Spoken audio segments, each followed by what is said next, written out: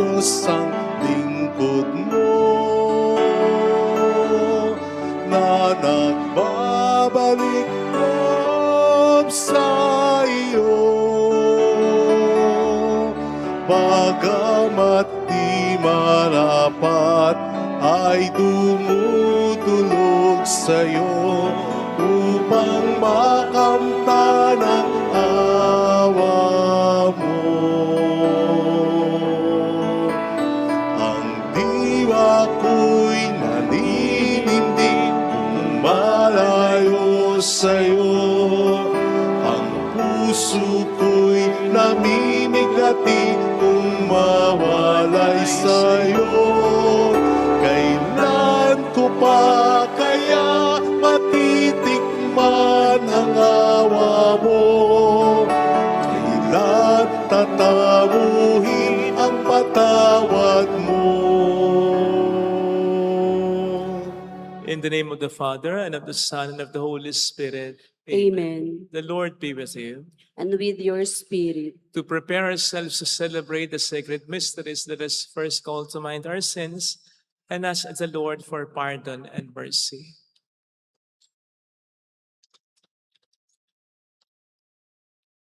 We humbly say, I confess to Almighty God and to you, my brothers and sisters, that I have greatly sinned in my thoughts and my words, in what I have done and in what I have failed to do.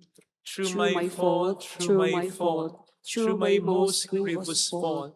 Therefore I ask the Blessed Mary, ever Virgin, all the angels and the saints, and you, my brothers and sisters, to pray for me to the Lord our God. May Almighty God have mercy on us, forgive us our sins, and bring us all to life everlasting. Amen. Lord, have mercy. Lord, have mercy. Christ, have mercy. Christ, have mercy. Lord, have mercy. Lord, have mercy. Let us pray. By your help, we beseech you, Lord our God, may we walk eagerly in that same charity with which, out of love for the world, your Son handed himself over to death. Through our Lord Jesus Christ, your Son, who lives and reigns with you in the unity of the Holy Spirit, one God forever and ever. Amen. On the first reading, this majestic prophecy of a broken people rising from the grave is fulfilled in God's power at work in Jesus calling Lazarus back to life. A reading from the book of the prophet Ezekiel. Thus says the Lord God, O my people, I will open your graves and have you rise from them, and bring you back to the land of Israel. Then you shall know that I am the Lord, when I open your graves and have you rise from them, O my people. I will put my spirit in you that you may live, and I will settle you upon your land. Thus you shall know that I am the Lord. I have promised, and I will do it, says the Lord. The word of the Lord. Thanks be to God. With the Lord there is mercy and fullness of redemption. With the Lord there is mercy and fullness of redemption. Out of the depths I cry to you, O Lord. Lord, hear my voice. Let your ears be attentive to my voice in supplication. With the Lord there is mercy and fullness of redemption. If you, O Lord, mark iniquities, Lord, who can stand? But with you is forgiveness, that you may be revered. With the Lord there is mercy and fullness of redemption. I trust in the Lord, my soul trusts in his word. More than sentinels wait for the dawn, let Israel wait for the Lord. With the Lord there is mercy and fullness of redemption. For with the Lord is kindness, and with him is plenteous redemption, and he will redeem Israel from all iniquities. With the Lord there is mercy and fullness of redemption. On the second reading, Paul declares that the Holy Spirit, who is the gift of the risen Christ to us, is the guarantee of our future resurrection. A reading from the letter of St. Paul to the Romans. Brothers and sisters, those who are in the flesh cannot please God, but you are not in the flesh. On the contrary, you are in the Spirit. If only the Spirit of God dwells in you. Whoever does not have the Spirit of Christ does not belong to him. But if Christ is in you, although the body is dead because of sin, the Spirit is alive because of righteousness.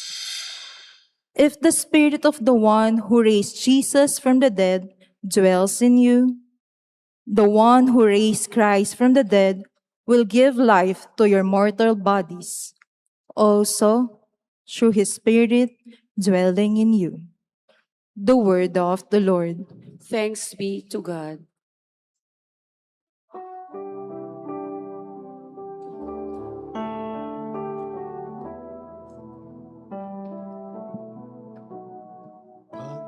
Pagkabuhay ako't buhay, nabubuhay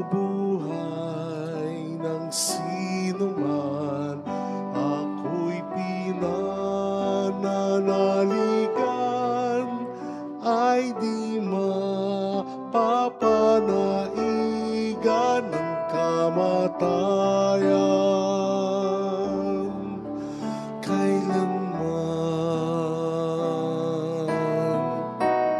magkabuhay ako't buhay, nabubuhay ng sinuman. Ako'y pinananaligan, ay di mapapanaigan ng kamatayan. Kailanman. The Lord be with you. And with your spirit. A reading from the Holy Gospel according to John. Glory to you, O Lord. The sisters of Lazarus sent word to Jesus, saying, Master, the one you love is ill. When Jesus heard this, he said, This illness is not to end in death, but is for the glory of God, that the Son of God may be glorified through it. Now Jesus loved Martha and her sister and Lazarus. So when he heard that he was ill, he remained for 2 days in the place where he was. Then after this, he said to his disciples, Let us go back to Judea. When Jesus arrived, he found that Lazarus had already been in the tomb for 4 days. When Martha heard that Jesus was coming, she went to meet him. But Mary sat at home. Martha said to Jesus, Lord, if you had been here, my brother would not have died. But even now I know that whatever you ask of God, God will give you. Jesus said to her, Your brother will rise. Martha said, I know he will rise in the resurrection on the last day. Jesus told her, I am the resurrection and the life. Whoever believes in me, even if he dies, will live. And everyone who lives and believes in me will never die. Do you believe this? She said to him, Yes, Lord, I have come to believe that you are the Christ, the Son of God, the one who is coming into the world. He became perturbed and deeply troubled and said, Where have you laid him? They said to him, Sir, come and see. And Jesus wept. So the Jews said, See how he loved him? But some of them said, Could not the one who opened the eyes of the blind have done something so that this man would not have died? Jesus, perturbed again, came to the tomb. It was a cave and a stone lay across it. Jesus said, "Take away the stone." Martha, the dead man's sister, said to him, "Lord, by now there will be a stench. He has been dead for 4 days." Jesus said to her, "Did I not tell you that if you believe, you will see the glory of God?" So they took away the stone.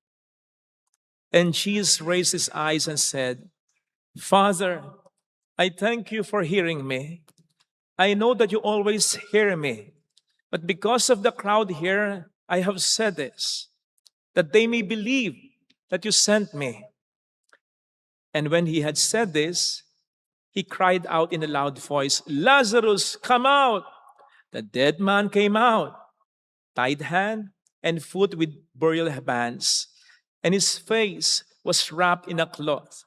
So Jesus said to them, "Untie him and let him go." Now, many of the Jews who had come to Mary and seen what he had done began to believe in him. Sisters and brothers, the gospel of the Lord. Praise to you, Lord Jesus Christ. Shout out sa mga kapatid nating OFW. Ang pulang laso na ito ay lagi kong personal na pagpupugay sa inyo. Salamat po sa sakripisyo niyo. Gayon din sa mga nagpapakabuting alagad ng batas, mga pulis, sundalo, Navy, salamat po sa pagpapakabuti ninyo. Nagampanan ang tungkulin ninyo. Welcome sa Our Lady of Lazaret, Quasay Parish, kung saan ayos lang pong umiyak. Nasamahan tayo ng mahal na ina sa pag-iyak at sa pagdarasal upang maging maayos ang lahat. May nabasa na po ba kayong CP sa Bible or verses na after reading ay ang naging reaksyon nyo ay parang ganito? Ano yun? Ano sabi? Ano raw? Parang nawala yata ako doon. Kasi you suddenly find yourself hanging or wondering kung ano ang ibig nitong sabihin. Kasi hindi mo makita yung connection, hindi mo makita yung kaugnayan. Well, I believe itong dalawang verses sa ating gospel reading para sa araw na ito, ang magandang halimbawa niyan, particularly yung verse 5 and 6. And I quote, "Now Jesus loved Martha and her sister and Lazarus. So, when he heard that he was ill, he remained for 2 days in the place where he was." Sa mas literal na pagsasalin sa Tagalog, ganito ito. Mahal ni Jesus, sina Marta, Maria at Lazaro. Kaya, nang malaman niyang may sakit si Lazaro, nanatili muna siya ng 2 araw sa lugar kung saan siya naroon. O di ba? Hindi ba kayo ano yun? Ano raw? Ba't ganon? Nawala ako doon. Bakit? Take note. In-emphasize muna ni St. John, mahal ni Kristo yung 3 magkakapatid. And then he said, nang malaman ni Jesus na may sakit si Lazaro, na by the way ay malubha na, nanatili pa siya ng 2 araw kung saan siya naroon bago siya umalis. Di ba nakakalito?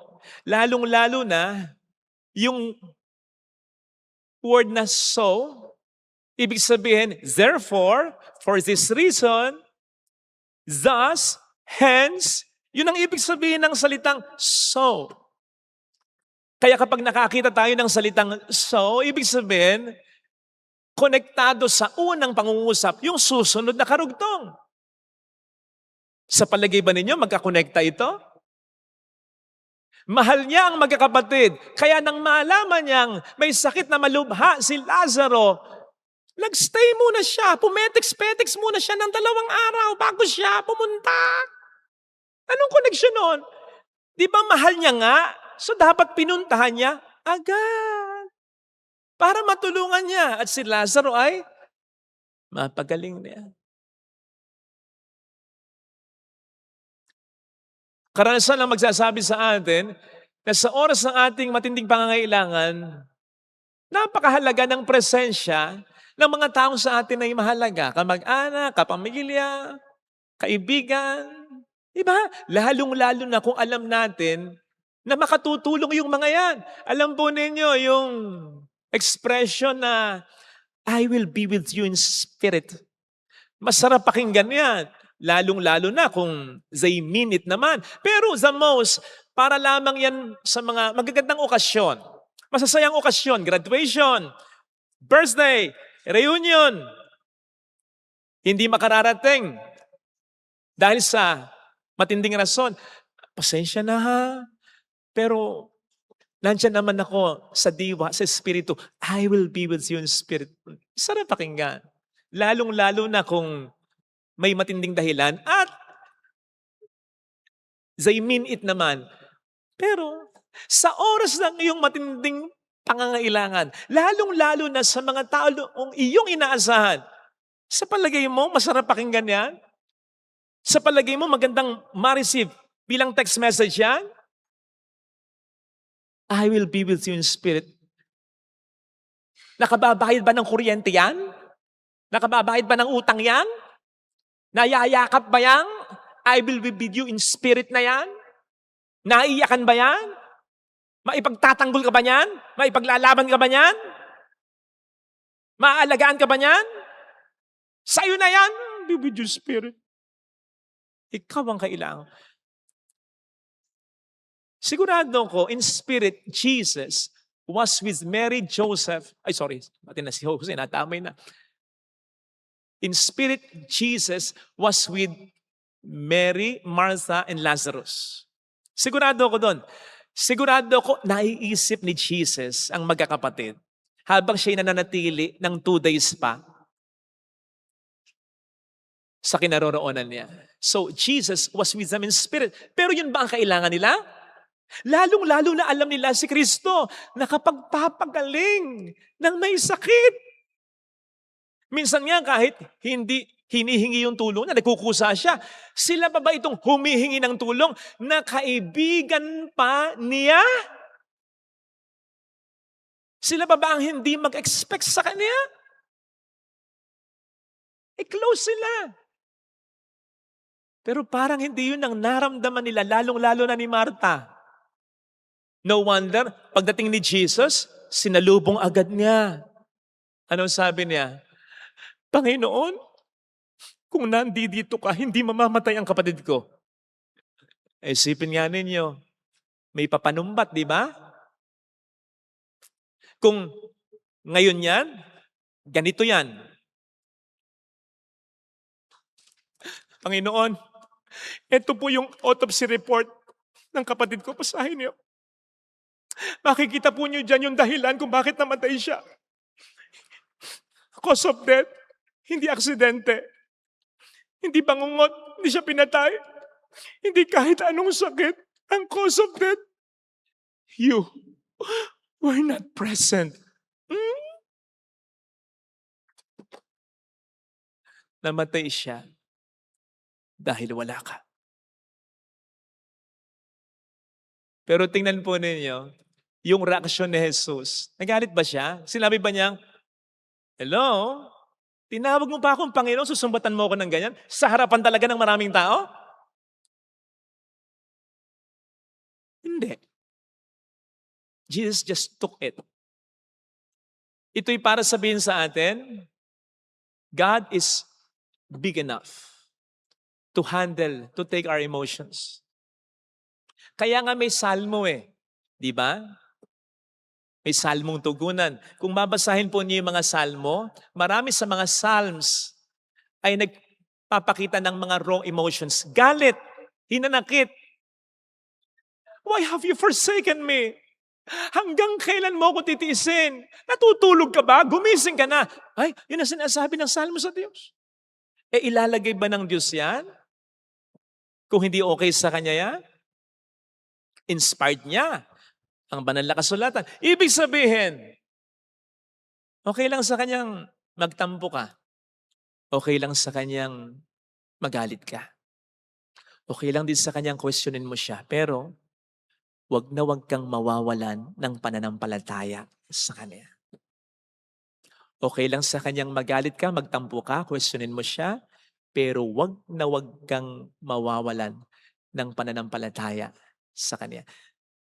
Yun ang pinakita ni Martha. Galit siya, nagtatampo, kino-question niya. Pero anong sabi niya? But even now, I know that whatever you ask of God, He will give you. Pero kahit ngayon, naniniwala ako na anuman ang ilingin mo sa Ama, ibibigay niya sa iyo. That's faith. Pananampalataya yung pumipiglas sa kabila ng pangit na emosyon at pangit na sitwasyon. At sapat na yon para sabihin ng Panginoon, okay, mabubuhay muli ang kapatid mo. Okay, makakakita ka ng pampihirang milagro. Okay, okay na sa akin yan. Sige, let's do this. Ganun sana. Alam ko pong mahirap ito, ano? Mahirap sabihin, but even now I know. Kahit gipit na gipit ako, kahit zero na yung balance ko, kahit sabi ng doktor ko, 6 months to live na lang ako, kahit obvious lang, iniwan na ako, niloko na ako, kahit parang wala nang natira sa buhay ko, even now, naniniwala pa rin akong may magandang mangyayari sa buhay. Yun. Mahirap yun.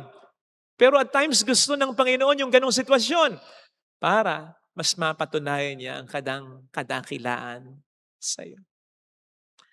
You see, you have to realize, si Lazaro ang hindi unang patay na binuhay ni Kristo. Bago siya, meron ng dalawa. Yung anak na babae ni Jairo at yung anak na lalaki ng babaeng balo sa Nain. So may nauna ng dalawa.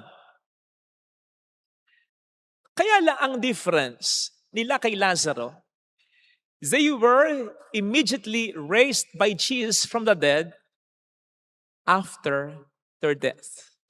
Kamamatay pa lang nila nang binuhay sila ni Jesus. So bakit natin pinag-uusapan ito? Mayroong superstitious belief ang mga Hudyo dati na kapag namatay ang isang tao, ang kanyang kaluluwa nandyan lang malapit sa bangkay niya for 3 days. Nandyan lang. So malaki merong possibility na ang kaluluwa ay bumalik muli sa katawan at mabuhay yung tao. Pero pagkalipas ng 3 araw, wala na. Lalong-lalo kapag naaagnas na yung katawan. Kaya po pwedeng, kahit mayroon ng 2 naunang patay na binuhay si Kristo, hindi sila masyadong believe dito. Kasi kamamatay lang. Kaya ang sabi ng Panginoon, nangyari ito upang mahayag ang kadakilaan ng Diyos. Upang mahayag na walang imposible sa Diyos. Upang mahayag na walang hindi ako kakayanin sa pamamagitan ng kapangyarihan ng Diyos na nasa sa akin. That's it. Si Lazaro, 4 days nang patay. Naaagnas na ang kanyang bangkay, pero muling pinuhay. Hence, many of the Jews believed in Him. Imagine kung anong epekto nito mismo kay Marta, Maria at Lazaro. Siguradong mas matindi kasi sila mismo naka-experience nito. Siguradong mas matindi kasi sila yung talagang namatayan at siya yung namatay. Si Lazaro, sila yung nasa forefront nito. And so imagine kung anong epekto sa kanila nito. Sigurado ko mas sumampalataya sila sa Kanya. Sigurado ko mas nagmahal na sila sa Kanya. Way more than before na sila'y sumasampalataya, na sila'y nagmamahal kay Kristo. Bakit? Nakita na nila ang kadakilaan niya. Mas nakita nila. Something na hindi nila nakita. Sana. Kung may sakit pa lang si Lazaro, pinagaling na. Experience natin kung kailan tayo mas sukol na sukol at tutulungan tayo ng isang tao, hindi natin makakalimutan ng utang na loob natin para sa taong ito. Ang Diyos pa ba? Sa Diyos pa kaya tayo bumitaw? Kung sa oras ng ating matinding pangangailangan ay makita natin kung papaano niya tayo tinutulungan, hindi man sa gusto nating paraan, kundi sa gusto niyang paraan na siguradong mas pabor para sa ating kabutihan. Kaya, tama si St. John. Mahal niya talagang magkakapatid na ito. Sapagat higit sa anuman, ang ibinigay niya ay ang kanyang sarili sa kanila. Nagpakilala siya talaga sa kanila. Kaya mas sumampalataya sila, mas nagmahal sila. Mga kapatid, kapag naabot natin ang ganitong uri ng pagkilala sa Diyos, sinisigurado ko po sa inyo, siya ang pinakamagiging mahalaga sa buhay natin. At siya na talaga ang pinakapangahawakan natin. Sinisigurado ko po sa inyo na masasabi natin ng seryoso sa sarili natin, wala na akong mahiling at wala na ring problema ang hindi ko kakayanin. Ito sana ang hilingin nating biyaya sa ating banal na pagdiriwang upang dumating man ang mga problema o kung meron tayo mga problema ngayon, manampalataya tayo na pwede itong gamitin ng Panginoon upang mas makilala natin siya, upang mas maniwala tayo sa pagmamahal niya at sa kapangyarihan niya na kailangan natin sa buhay natin. Amen. Ilagay natin ang ating kanang kamay sa tapat ng ating puso.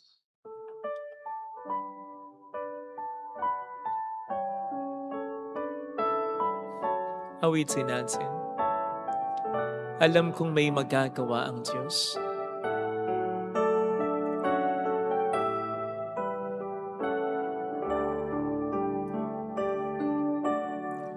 Alam kong may magagawa ang Diyos. ang Diyos. Alam kong may magagawa ang Diyos.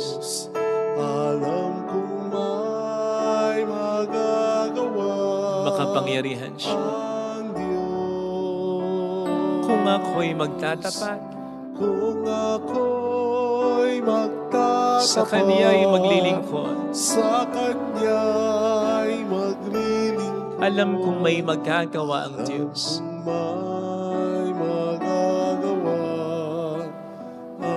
ang Diyos. Alam kong diringkin ng Diyos ang samo ko, Alam kong di sapagkat anak niya ako. ng Diyos ang samo ko. Alam kong diringkin ng Diyos ang samo ko, Alam kong diringgin ng Diyos ang samo ko. sapagkat alam niya ang sitwasyon. Kung ako'y magtatapat, Kung ako'y magtatapat sa Kaniya'y maglilingkod, sa Kanya'y maglilingkod, alam kong diringkin ng Diyos ang samo ko. diringgin ng Diyos Pumikit tayo. ang samo ko. Panginoon, tulungan mo po ako sa aking mga problema. Tulungan in a sense na hindi ko lang malampasan ito, kundi sa pamamagitan nito, mas ma-appreciate ko kung gaano mo ako kamahal, kung gaano ka karunong, kung gaano ka katalino, kung gaano ka madiskarte, para mas maniwala ako sa iyo, para mas sumampalataya ako sa iyo.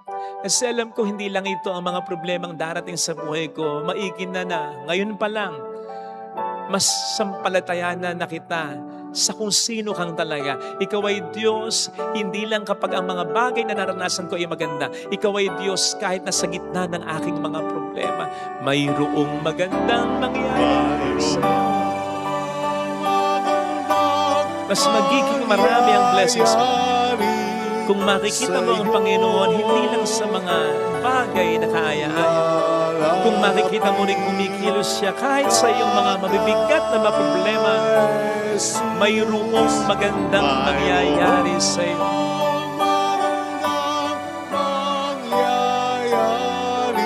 Hindi iaalaw ng Panginoon ang problema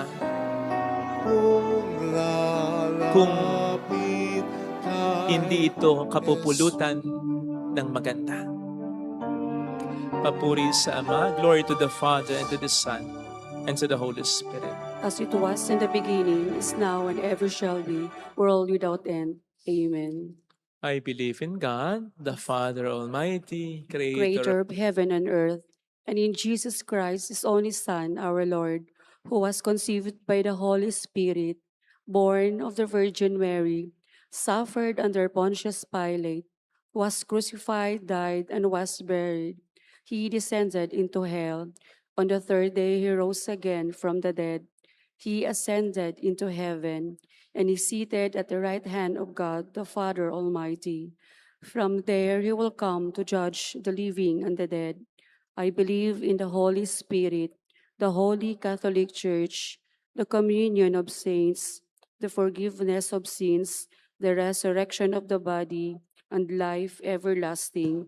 Amen. Lazarus is brought to life to show that the Lord Jesus is our resurrection and life. With confidence that we share in Jesus' victory over death, we now pray to our Heavenly Father as we say, God of life, hear our prayer. God of life, hear our prayer.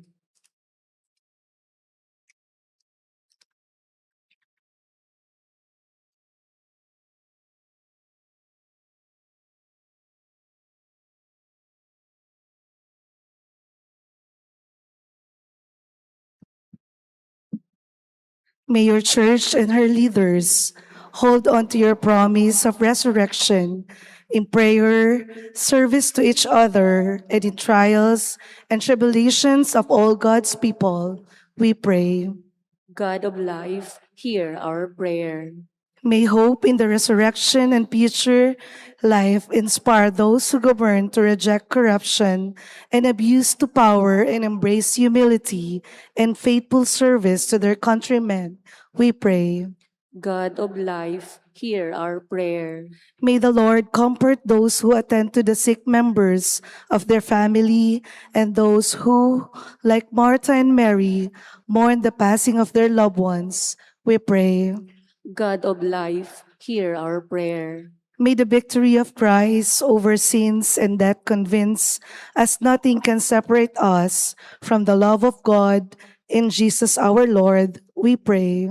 God of life, hear our prayer. May those who pass away from his life hear the voice of the Lord when he called out to Lazarus to rise and come out the tomb. We pray. God of life, hear our prayer. Let us pray for the urgent concern of our community and our personal intention. We pray. God of life, hear our prayer. Faithful Father, raise us into new life through the passion, death, and resurrection of your beloved Son. We ask this through Jesus Christ our Lord. Amen. Offertory. Sumasamo, humihingi ng patawad mo.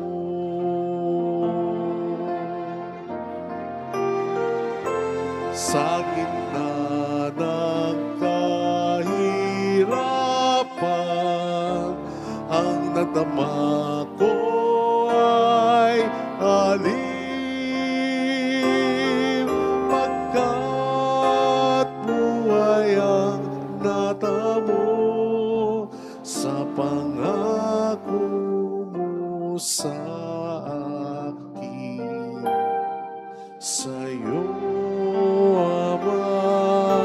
aming handog ang tinapay at alak na ito, handog ng iyong bayang sumasamo,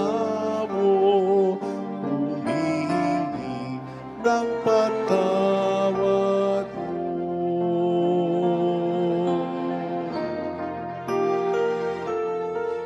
Ang ngalan mo nasa isip, umagat na ang dilim. Panginoon, aking sinisikap, na utos mo'y laging sundin. Sa'yo, ang aming handog, ang tinapay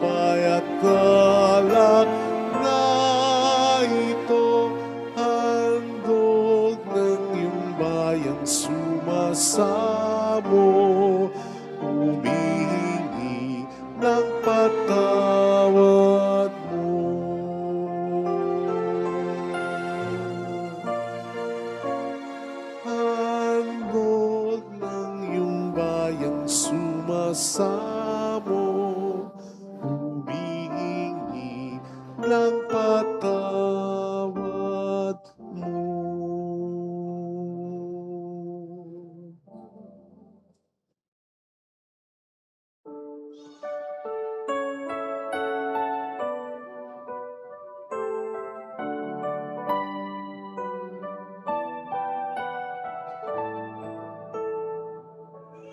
Sa iyo ialay ang buhay at kalakasan, sapagkat ito ang nararapat sa katulad mong matapat. Dahil sa pag-ibig mo, ang buhay ko ay nagbago. Sa tuwin na ang ninanais ko ay laging maglingkod sa iyo.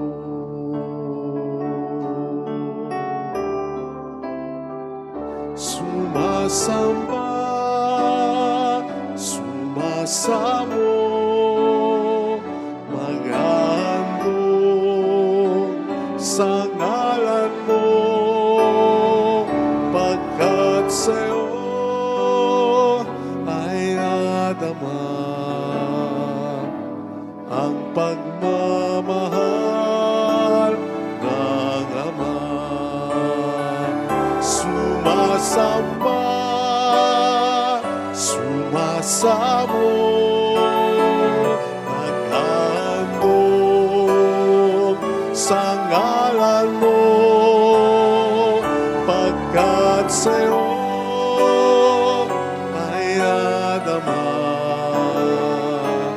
ang pagmamahal ng Ama. Pagkat sa'yo ay nadama ang pagmamahal ng Ama. Pray, sisters and brothers, that our sacrifice may become acceptable to God, the Almighty Father. May the Lord accept the sacrifice at your hands for the praise and glory of his name, for our good and the good of all his holy church. Hear us, Almighty God, and having instilled in your servants the teachings of the Christian faith, graciously purify them by the working of this sacrifice through Jesus Christ our Lord. Amen. The Lord be with you. And with your spirit, Lift up your hearts. we lift them up to the Let Lord. us give thanks to the Lord our God. It is right and just. It is truly right and just, our duty and our salvation, always and everywhere to give you thanks. Lord, Holy Father, Almighty and eternal God, through Christ our Lord. For us, true man, he wept for Lazarus, his friend, and as eternal God raised him from the tomb. Just as taking pity on the human race, he leads us by sacred mysteries to new life. Through him, the host of angels adores your majesty and rejoices in your presence forever. May our voices, we pray, join with theirs in one chorus of exultant praise as we acclaim, Holy, holy, holy Lord, God of hosts. Heaven and earth are full of your glory. Hosanna in the highest. Blessed is he who comes in the name of the Lord. Hosanna in the highest. You are indeed holy, O Lord, the fount of all holiness. Make holy, therefore, these gifts, we pray, by sending down your Spirit upon them like the dewfall, that they may become for us the body and blood of our Lord Jesus Christ. At the time he was betrayed and entered willingly into his passion, he took bread and giving thanks, broke it, gave it to his disciples, saying, "Take this, all of you, and eat of it. For this is my body, which will be given up for you."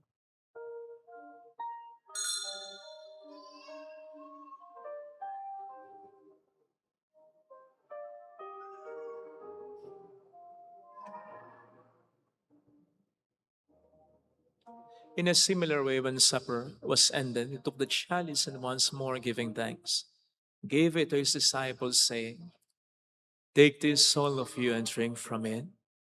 For this is the chalice of my blood, the blood of the new and eternal covenant, which will be poured out for you and for many, for the forgiveness of sins. Do this in memory of me."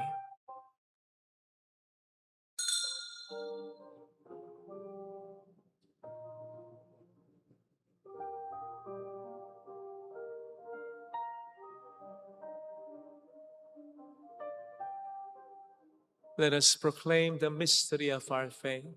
When we eat this bread and drink this cup, we proclaim your death, O Lord, until you come again. Therefore, as we celebrate the memorial of his death and resurrection, we offer you, Lord, the bread of life and the chalice of salvation, giving thanks that you have held us worthy to be in your presence and minister to you. Humbly we pray that partaking of the body and blood of Christ, we may be gathered into one by the Holy Spirit. Remember, Lord, your church is spread throughout the world and bring her to the fullness of charity, together with Leo, our Pope, and Dennis, our Bishop, and all the clergy. Remember also our brothers and sisters who have fallen asleep in the hope of the resurrection, especially those for whom we will now pray. Let us pray for our departed loved ones.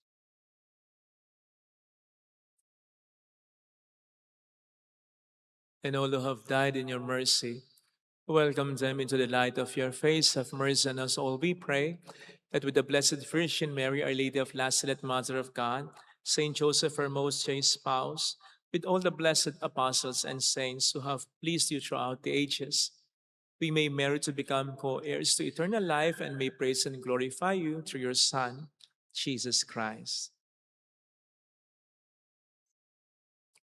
Sa pamamagitan ni Kristo, kasama niya at sa Kanya, ang lahat ng parangal at papuri ay sa iyo, Diyos Ama, makapangyarihan, kasama ng Espiritu Santo, magpasawalang hanggan.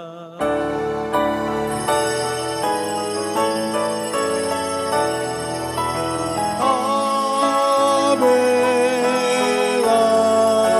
Amen. Amen. Jesus taught us to call God our Father, and so we have the courage to say,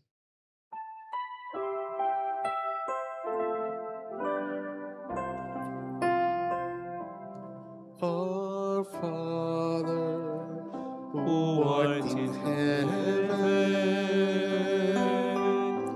hallowed be thy name. Thy kingdom come, thy will be done, on earth as it is in heaven. Give us this day our daily bread, and forgive us our trespasses, as we forgive those who trespass against us. And lead us not into temptation, but deliver us from evil. Deliver us, Lord, we pray, from every evil. Graciously grant peace in our days, that by the help of your mercy we may be always free from sin and safe from all distress, as we await the blessed hope and the coming of our Savior, Jesus Christ. For the kingdom, the power, and the glory are yours, now and forever. Lord Jesus Christ, who said to your apostles, "Peace I leave you, my peace I give you," look not on our sins, but on the faith of your church, and graciously grant her peace and unity in accordance with your will, who live and reign forever and ever. Amen. The peace of Jesus be with you always. And with your Let spirit. us offer one another the sign of God's peace. Kapayapaan. Peace be with you. Peace be with you. Peace be with you.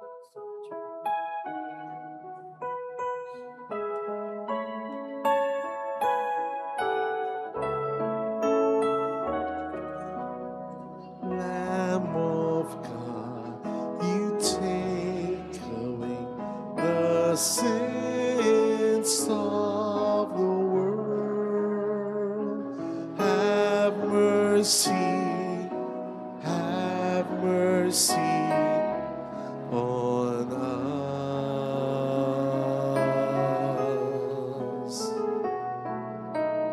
Lamb of God, you take away the sins of the world. Have mercy, have mercy on us.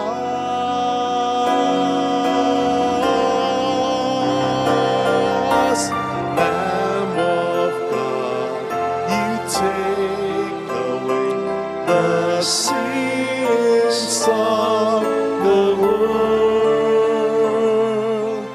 Grant us peace. Grant us peace.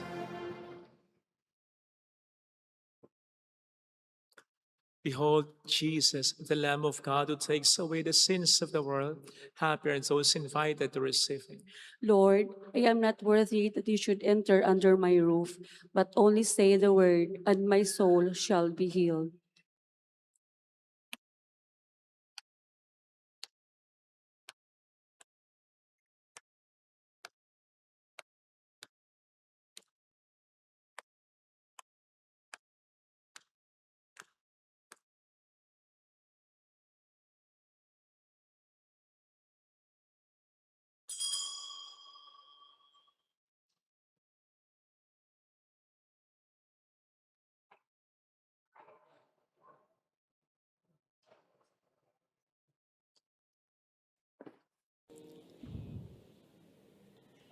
An act of spiritual communion. My Jesus, I believe that you are present in the most holy sacrament. I love you above all things, and I desire to receive you into my soul. Since I cannot at this moment receive you sacramentally, come at least spiritually into my heart. I embrace you as if you were already there and unite myself wholly to you. Never permit me to be separated from you. Amen. Ang landas walang patutunguhan. Kaibigan, ano kayang kahantungan? Hingit salamat tayo natagpuan. Binigyan niya ng kalayaan. Tanging kay Jesus mayroong tagumpay.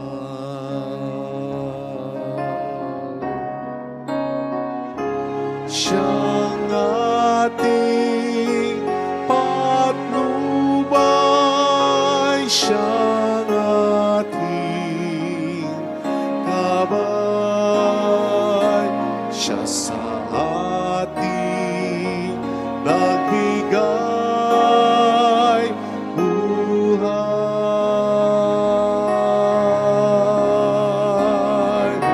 Si Jesus ang katotohanan, si Jesus ang naan, siyang aming Panginoon, magpakailan paman.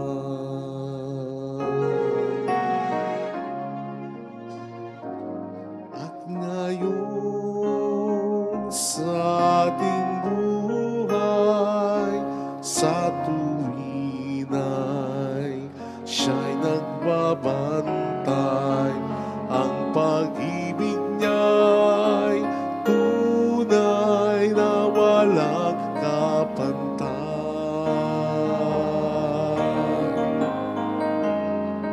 Hinding-hindi na tayo mangangamba, si Jesus laging kasama.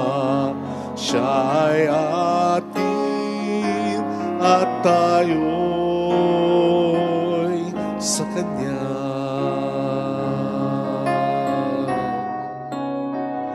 Siyang ating patnubay, siyang ating gabay, siya sa atin nagbigay buhay.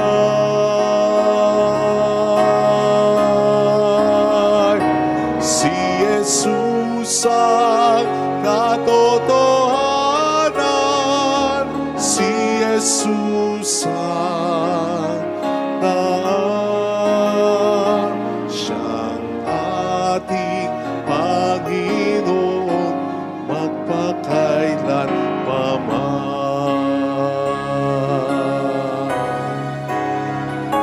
Siyang ating patnubay, siyang ating gabay,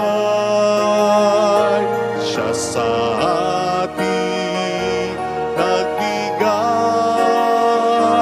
buhay.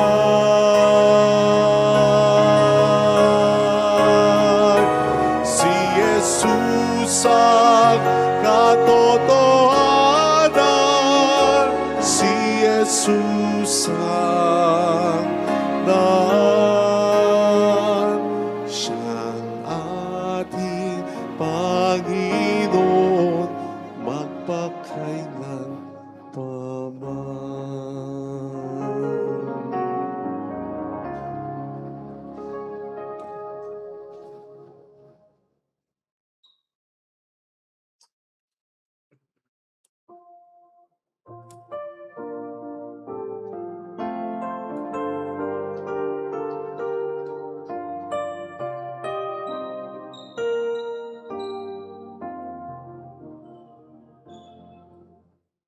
Salamat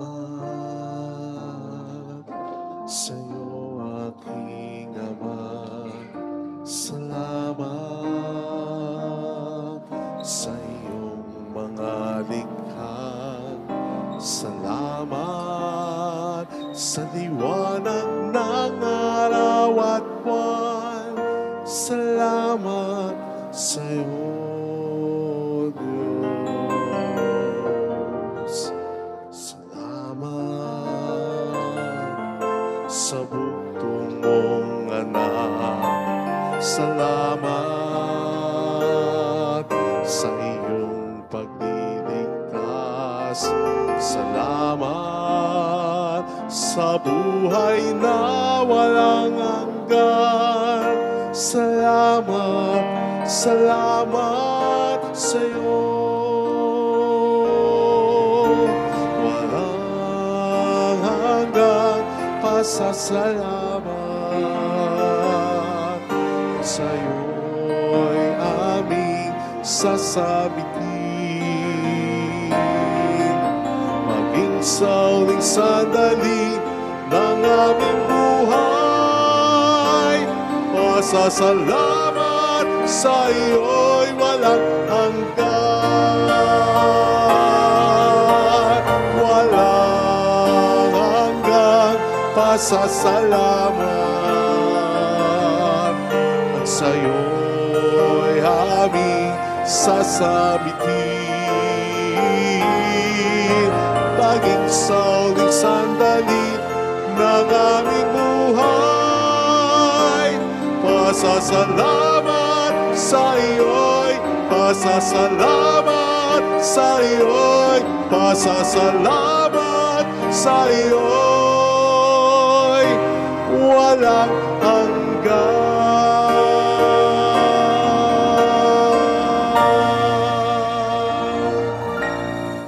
Let us pray.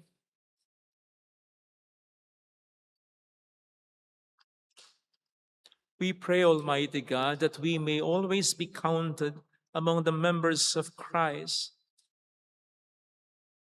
in whose body and blood we have communion, who lives and reigns forever and ever. Amen.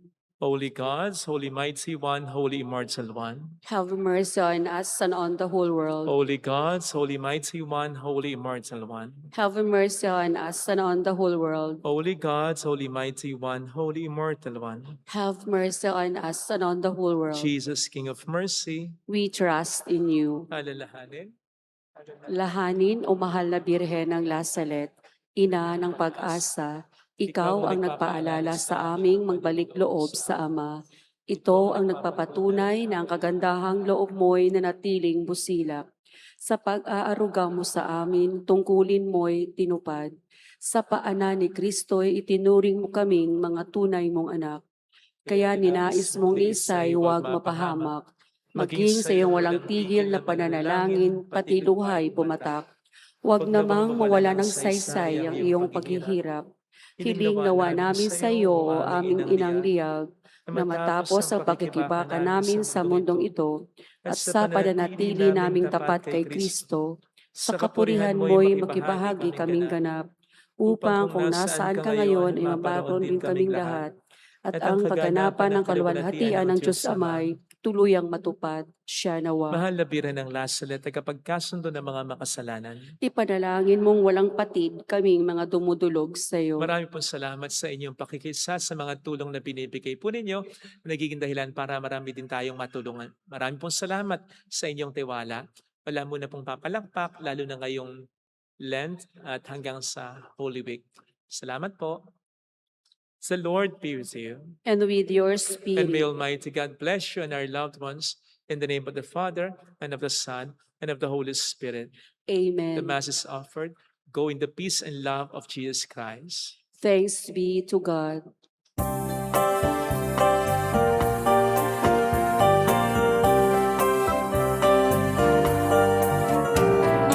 Aming inialay ang pag-ibig na walang kapatan. Okay, sarap mabuhay kung may nagmamahal. Pagmamahal na tunay at laging nalisan. Ang Birhen pong umibig ay walang sinamis. Pagsintang sa nalinis sa iyo hanggang langit. O Birhen, Birheng mahal, sa awit at sa dasal